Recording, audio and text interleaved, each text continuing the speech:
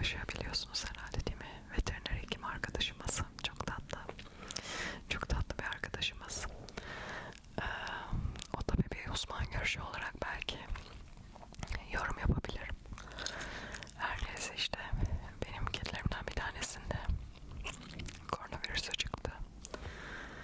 Biraz böyle veteriner hatası mı diyeyim artık, neyse birazcık geç teşhis ettik.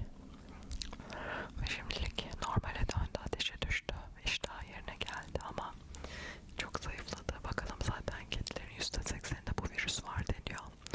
Ancak bu işte mutasyona uğrarsa FIB'e çeviriyor. FIB de çok önemli bir rahatsızlık, öldürücü bir rahatsızlık. Yani sonuç olarak birazcık zor günler geçiriyoruz. İnşallah bunu da atlatırız diyelim, ne diyelim. Sizler nasılsınız? Biraz anlatın. Sınavlar var değil mi? TEOK'u biliyorum. Başka neler var?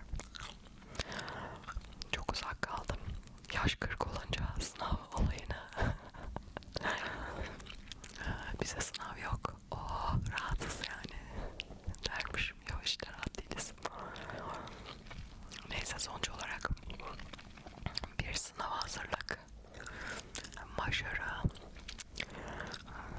motivasyon videosu güzel olabilir.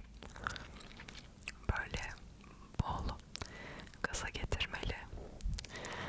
Sen yaparsın, sen aslansın,